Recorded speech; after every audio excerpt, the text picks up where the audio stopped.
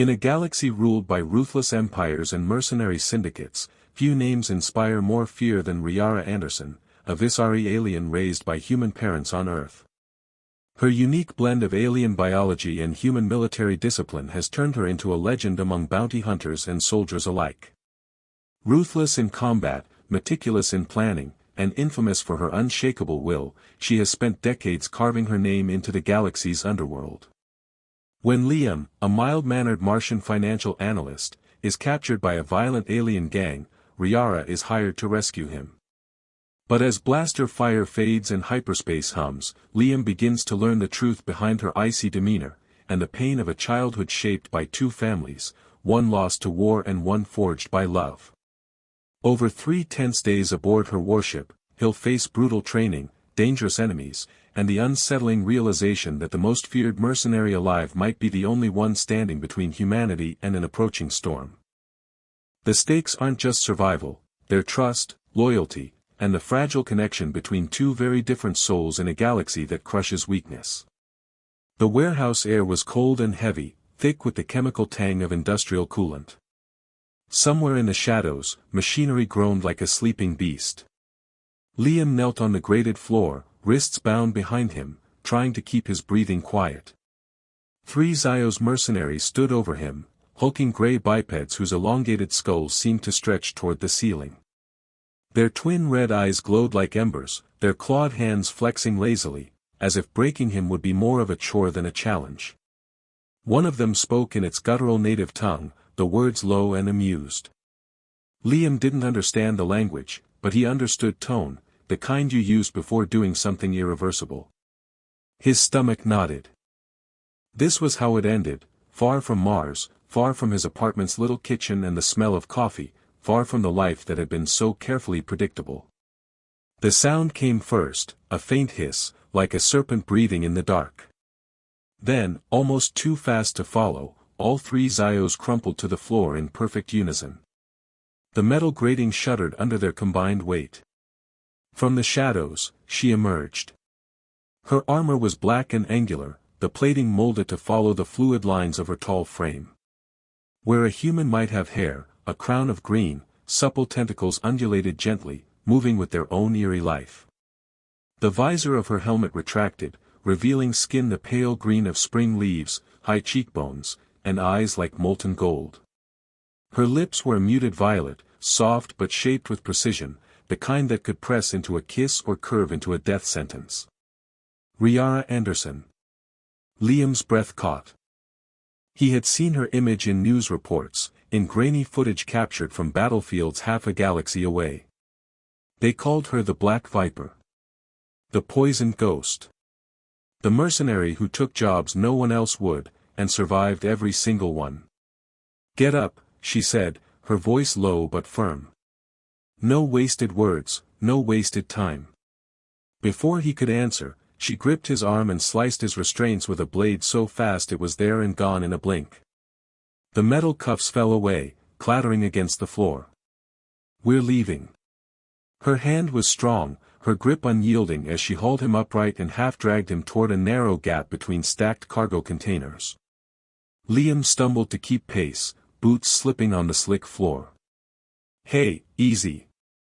I'm not the enemy here." "You're soft," she shot back, not slowing down. "Unlike most humans who stay strong and ready." "I'm a financial analyst," he said, panting. "We don't do strong and ready. We do spreadsheets." She spared him a glance sharp enough to cut steel. Humans conquered half the galaxy before most species figured out FTL travel. Not from behind a desk. They moved quickly, her steps silent even in the dim echoing space. The distant hum of machinery seemed louder now, the shadows deeper. Liam's pulse thundered in his ears. "Is it true?" The question tumbled out before he could stop it. "That you're Visari, but raised by humans?" Her tentacles rippled faintly. "Gossip travels faster than light." "The Zyos," he pressed, "they hit that science station 30 years ago. You were the only survivor." 28 years, 3 months, 16 days, she corrected without hesitation. Chief Engineer Marcus Anderson and his wife Elena pulled me from the wreckage. I was 8 months old. Before he could reply, they burst into an open docking bay. In the center, a ship waited, sleek, black, its hull all sharp edges and predator's grace. Even from here, Liam knew it was mercenary-grade hardware. She pushed him toward the boarding ramp. "Move." "So, this is about revenge?" he asked, breathless as they ran. "I hunt whoever pays best," she said flatly. "The fact that Zio's contracts pay triple because of my enthusiasm is just economics. But they killed my first family." Her voice had an edge of steel now. "When they came back for human colonies, they threatened my second one. The one that taught me how to shoot, how to fly, how to turn fury into profit." Inside the ship, the air smelled faintly of ozone and something floral, alien but not unpleasant. She shoved him into a passenger seat and began strapping him in. Her hands moved with military precision, every strap pulled tight. "You know," Liam said, "most people say, thank you, after a rescue. Most people aren't worth 3 million credits in ransom." She stepped away to the pilot's chair, her tentacles brushing lightly against his shoulder as she passed. "Your company wants you back." "Wait, so this is a rescue or a kidnapping?" "Depends how annoying you are during the flight." The engines roared, pressing him into the seat as the ship lifted off. Through the viewport, the warehouse shrank into darkness. He tried again. "Is it true about your poison? That it can kill most species in minutes?" She glanced over her shoulder. 3 minutes for Zios, 5 for Altarians, 30 seconds for Epsilon runners. A faint smile ghosted her lips. "Humans are immune." "Really? My parents found out when I was 3. Tried to kiss my scraped knee better, Mom was very relieved when she didn't die."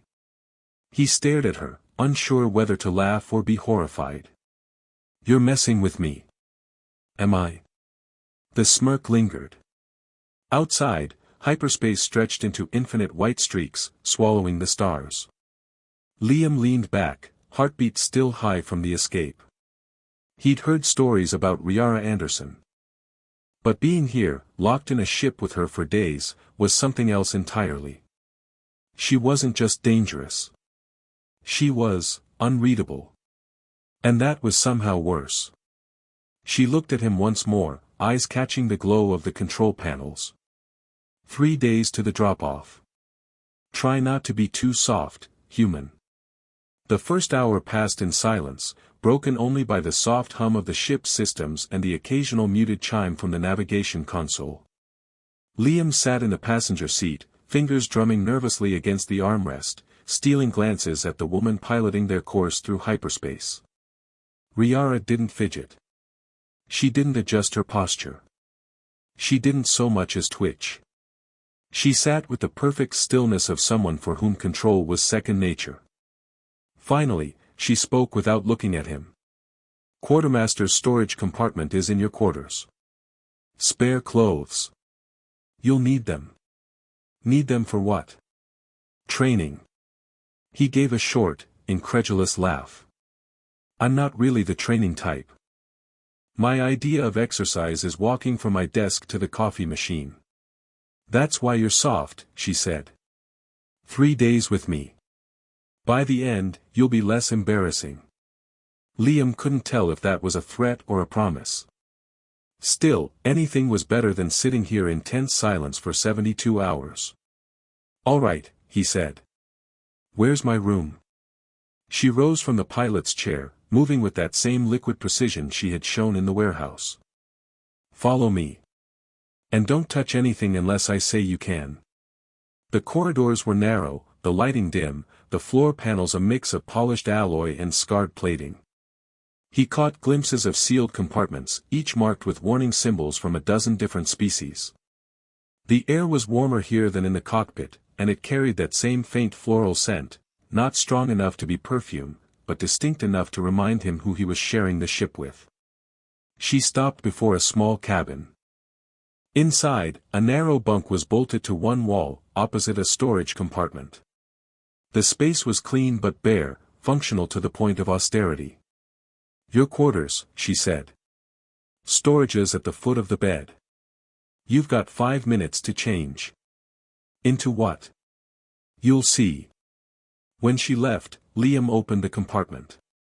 Inside were neatly folded sets of simple black training clothes, clearly designed for flexibility and movement. He pulled one on, noting how light it felt.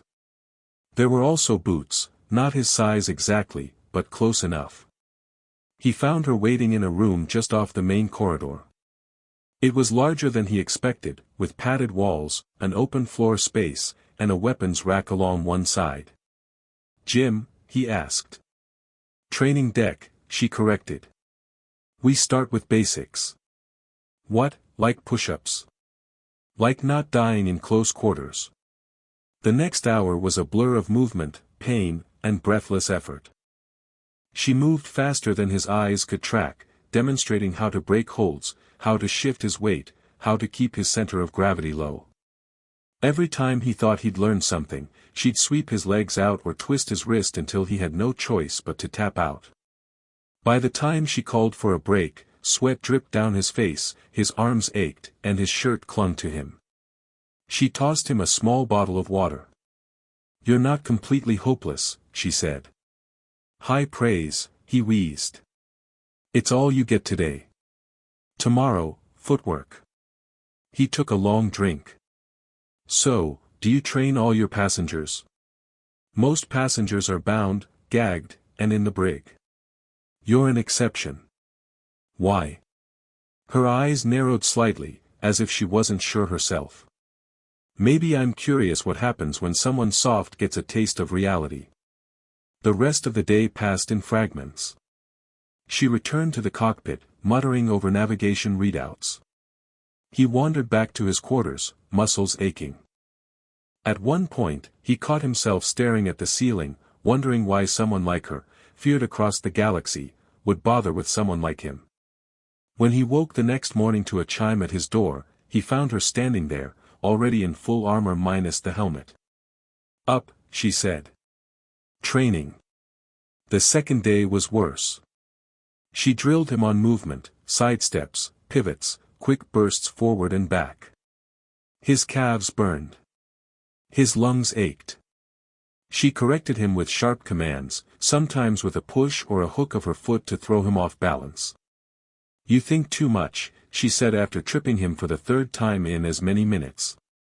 "I'm a financial analyst. Thinking's my job. Overthinking will get you killed." By the end of the session, he collapsed onto the mat. She tossed him another bottle of water and a small ration bar. "Eat," she said. He bit into it. "Not bad. Protein heavy," she said. "Visari formula.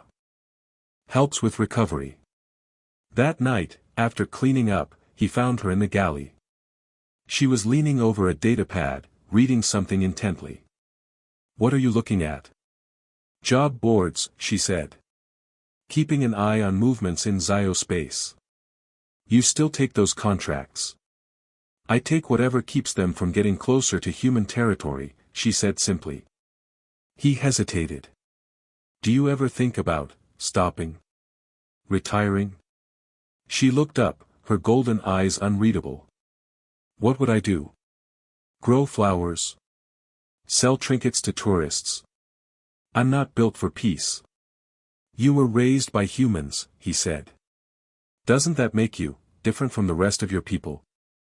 "It makes me both less and more." When she didn't elaborate, he let it drop. On the third day, he woke sore but determined. She pushed him harder than before, sparring, counterstrikes, controlled aggression. He was still nowhere near her speed, but he began anticipating her movements, reacting a fraction faster. "You learn quickly," she said after one exchange. "Or you're getting slower." The corner of her mouth twitched upward. "Careful, Mars boy. You might survive after all." That afternoon, as the ship glided through hyperspace, an alarm sounded. Her head snapped up, and she crossed to the console in 3 long strides. "Proximity alert," she said. Liam felt a cold weight settle in his gut. Pirates? Her eyes narrowed. Not pirates. Zyos. She was already moving, grabbing her helmet and sealing it in place. Stay here. What are you? But she was gone before he could finish, her footsteps a rapid, purposeful rhythm on the deck plates. Liam stood in the silent training room, heart pounding. 3 days had been enough to learn one thing: whatever was about to happen, Riara Anderson was walking straight toward it. And the galaxy's most feared mercenary never walked alone unless she wanted someone dead. The hum of the ship's engines deepened, shifting pitch as Riara brought the systems to combat readiness. Liam felt it through the deck, a subtle vibration that made his skin prickle. He stood frozen in the training room, torn between obeying her order to stay put and the urge to see what was happening. Curiosity won. He jogged toward the cockpit, boots thudding lightly on the metal panels. When he reached the doorway, she was already in her seat, armored hands flying over the controls. The starfield ahead was fractured by the distortion of hyperspace, but her eyes were locked on the sensor display. 3 red blips pulsed steadily on the screen, closing in fast. Tell me they're friendly, Liam said. Zio's ships aren't friendly, she replied. And they're vectoring to intercept. Someone tipped them off. His throat went dry. Tipped them off about what? Me. 3 million credits will make people talk, she said, flipping a switch that made the console lights flare brighter. Strap in. Now. He slid into the co-pilot's seat, fumbling with the harness. What's the plan? Plan is simple, she said. We make sure they don't get within boarding range. If they do, her voice trailed off into something colder. Then it gets personal. The sensors beeped again. The lead ship had just broken hyperspace ahead of them, a wedge of gunmetal gray blotting out the stars. Can we outrun them? We could, but they'd follow. Sometimes you end the hunt by killing the hunters. Her hands moved with calm precision, diverting power from secondary systems to shields and weapons.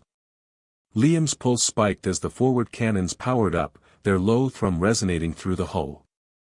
The Zio's ship fired first, a bright spear of plasma that flared against their shields. The ship shuddered, but Riara didn't flinch. She banked hard left, the stars tilting wildly across the viewport. Liam gripped the armrests. This seat doesn't feel safe anymore. It isn't, she said, and fired back. Twin lances of coherent light streaked across the void, slamming into the Zio's forward armor. Pieces of plating spun away, flashing in the light of the blast. The second and third ships dropped in behind the first, fanning out to flank her. 3 on 1, Liam said. That's bad odds, right? For them, she said flatly. The ship bucked as she rolled hard to starboard, cutting underneath the first attacker. She fired again, catching one of the flankers in its midsection. The blast tore through its reactor housing, and the vessel spun out of control, venting fire into the black. One down, she muttered. The other 2 pressed in, their weapons raking across her shields. Alarms chimed in rapid succession, warning of strain on the forward emitters. Riara didn't slow. She flipped a control, and a panel on the console lit up red. Hold your breath, she said. What? The ship lurched violently as she dumped reactor power into the engines. They surged forward, closing the gap on the lead Zio's vessel. Before Liam could process what was happening, she triggered the forward grapplers. Heavy magnetic clamps slammed onto the enemy's hull. We're attached to them. Yes, she said, standing and sealing her helmet. Now we board them.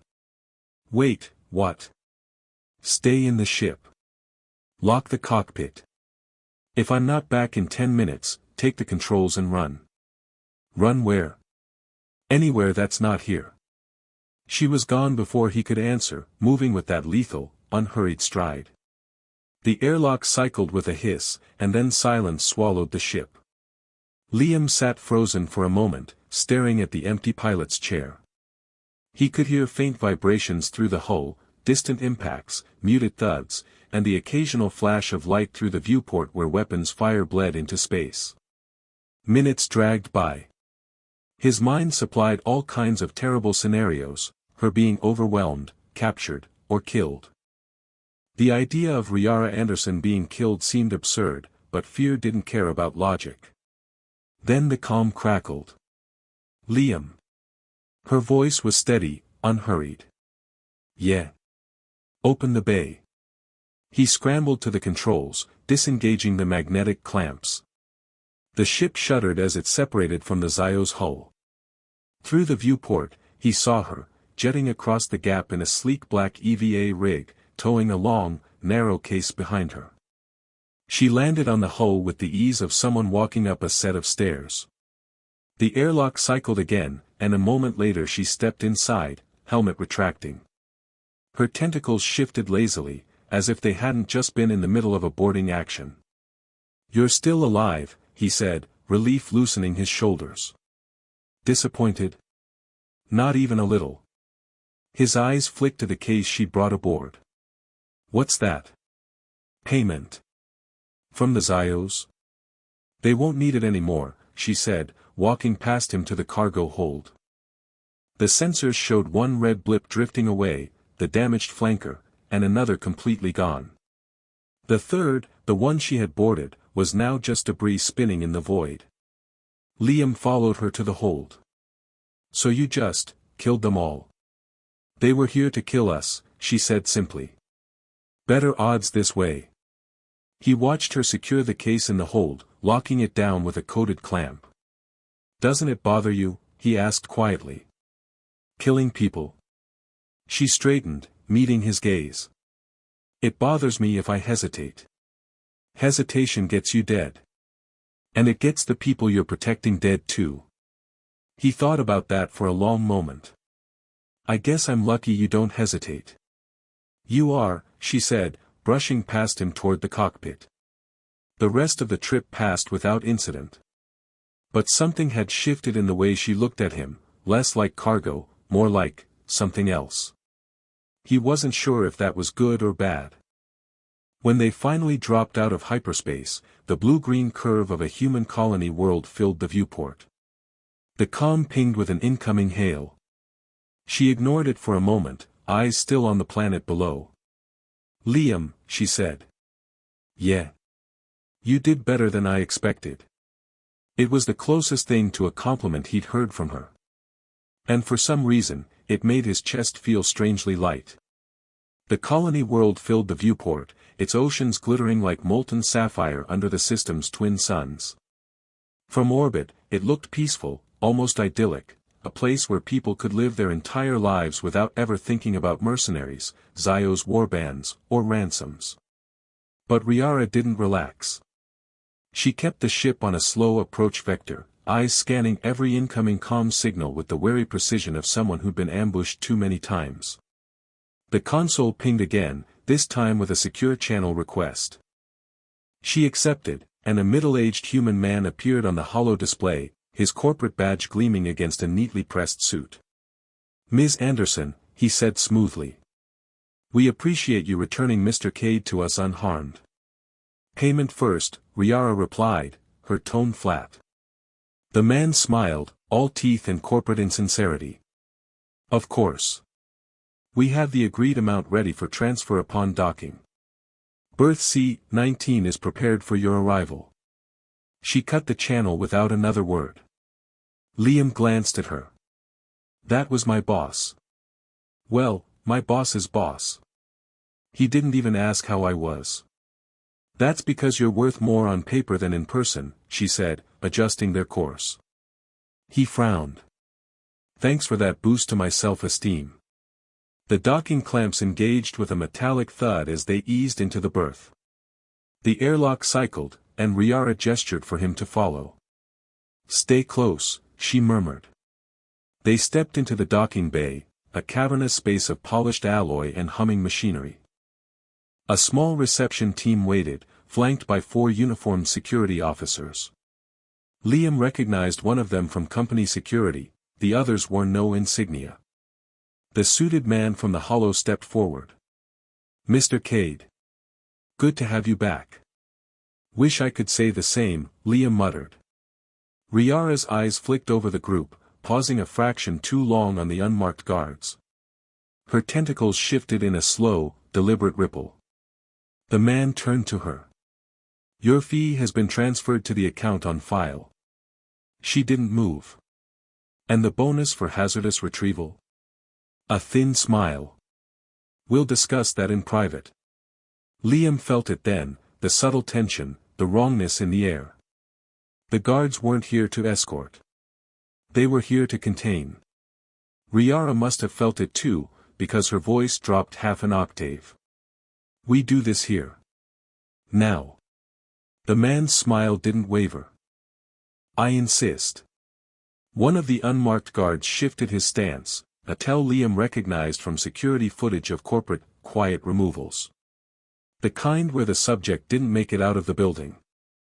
Riara moved first. Her hand shot to her side, and in one smooth motion she drew a compact energy pistol from her belt. The first shot dropped the nearest guard before his weapon even cleared its holster. She pivoted, firing twice more, forcing the others to dive for cover.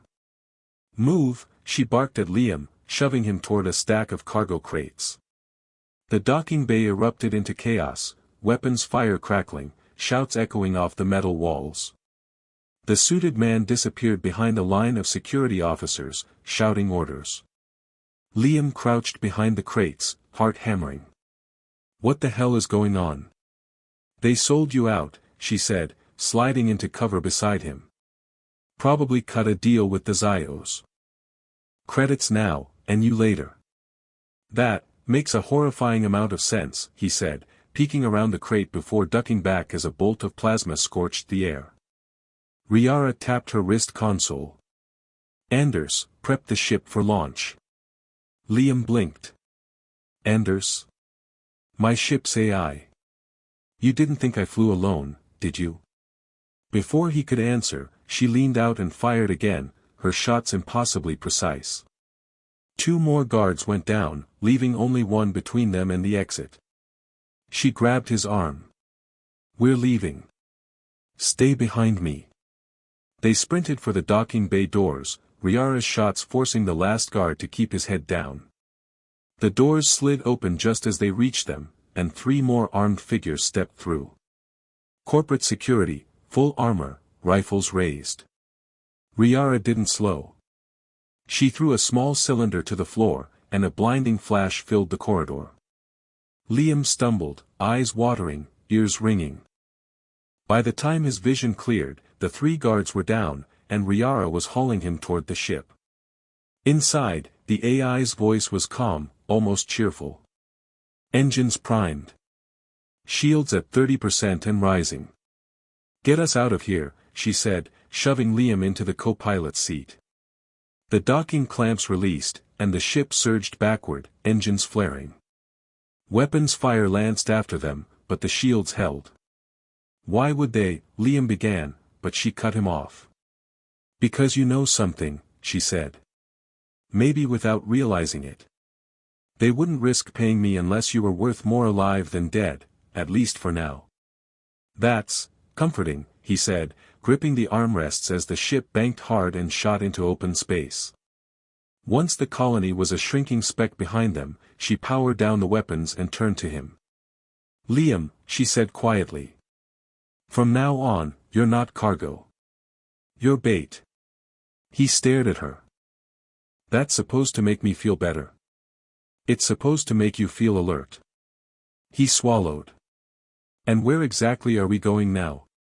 "Somewhere they won't expect," she said, eyes narrowing as she adjusted their course. "And somewhere I can make sure whoever wants you dead regrets it." The stars wheeled slowly across the viewport as Riara's ship drifted in deep space, powered down to minimal systems. The hum of the engines was gone, replaced by a silence so complete that Liam could hear his own heartbeat. The only light came from the faint glow of the instrument panels and the dim illumination of the cabin. He sat in the co-pilot's chair, watching her work. She was checking and rechecking a series of holographic projections, tactical overlays of the surrounding region, the colony they just fled, and several possible intercept points. "So this is hiding?" Liam asked, his voice low. "This is baiting," she said, never looking up. "We wait here, dark, until they get close. Then we make them wish they'd never come." Liam gave a dry laugh. "You're disturbingly confident about that." Her golden eyes flicked to him. "Confidence comes from winning. I plan to keep doing it." He shifted uneasily. "You keep saying, they. Who exactly are they now? My company? The Zyos?" Her tentacles moved in a slow, thoughtful ripple. "Both. And probably a few others by now. Word travels fast when someone's worth killing." Liam's stomach twisted. "I'm just an analyst. I move numbers around." "What could I possibly? You work in corporate finance on Mars," she cut in. "Your company handles defense contracts. That means troop movements, supply lines, fleet maintenance schedules. You see the numbers, Liam. You could piece together things they don't want anyone to know." He stared at her. "So I'm a security risk?" "You're a threat," she corrected. "Even if you don't realize it." Before he could answer, the console emitted a soft, insistent ping. A contact had appeared on the sensors, faint, distant, but moving directly toward them. "They took the bait," she said, almost to herself. Her fingers danced over the controls, rerouting power to weapons and shields without raising their energy signature. The blip on the display grew slowly, resolving into 3 separate signatures. Liam's throat went dry. 3 ships again. "This time they'll come in hot," she said. "Which is good. Makes them predictable." She moved to the weapons console, her voice calm. "When we start moving, strap in and stay quiet. If they get a boarding team on us, you drop into the maintenance crawlspace under the galley. Don't come out until I say." "What if they find me?" Her gaze locked on his. "They won't. Because none of them will make it that far." The ships closed in, breaking into attack formation. This time, Riara didn't wait to be fired upon. She powered up the engines in a sudden burst, the ship leaping forward. The enemy responded instantly, their weapons lighting up the darkness. The first salvo slammed into their shields, making the deck shudder. Liam clung to the armrests, teeth clenched. "This doesn't feel like winning." "That's because we're not finished yet," she said, spinning the ship into a corkscrewing roll that made his stomach lurch. The enemy's targeting systems lagged just enough for her to slide between their firing arcs. She fired back, her shots concentrated on the lead ship's starboard wing.